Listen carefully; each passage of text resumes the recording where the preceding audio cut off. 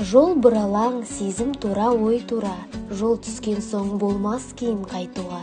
Сүйген адам сезім үшін бақытты, болмайды оны бақытсыз деп айтуға. Мұхтар Шаханов. Ахмет Байтұрсынұлының қиыншылық пен азапқа толы кезеңдерінде де онымен бірге бола білген, жар үшін қиындықты лайықты түрде көтере білген Бадри-Сафа асыл жардың үлгісі іспетті.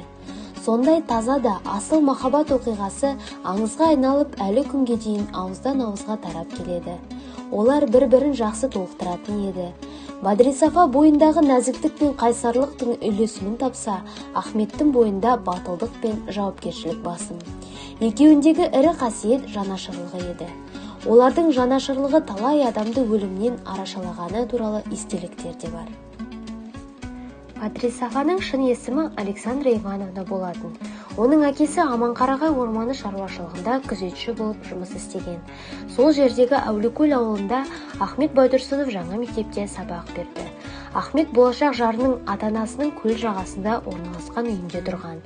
Бұл көлді кейінірек тұрғындар Ахмет Байтұрсынұлына деген құрмет белгісі ретінде учительская деп атады. Алғашқы таныстық осылай басталған. Ахмет өзінің өмірлік махаббатын алғаш осы жерде кездестірді. Мешітте мұсылмандық әдет бойынша некелерін қидырып үйленгеннен бастап-ақ олардың үлкен махаббаты барлық кедергілерді жеңе білді. Ахмет көрнекті Абыз Зейнолла Ишанға Бадри-Сафаны татар ретінде жазып, мұсылмандық әдет-ғұрыптар мен дәстүрлерді үйрену үшін мешітке дәріс алуға жіберген. Бадри-Сафа шариғат заңдарын тез игеріп, күндердің соңына дейін діндар мұсылман болып қала берді. Ахмет өзінің өмірлік серігі ретінде сұлу қызды емес, кез келген уақытта оның жанынан табылатын дана елге үйленген. Осыншама қиыншылыққа қалай шыдағанына қайран қалмасқа болмайды. Бұл Бадри-Сафа ханымды жасытпады, қайта асыл еріне деген құрметін арттырды.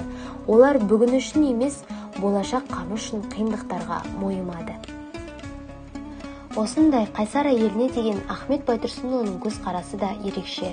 Көбінің қазақтан қыз құрып па, неге орысқа үйлендің дегендеріне осылай жауап беретін. Бұл кісі Александра Ивановна.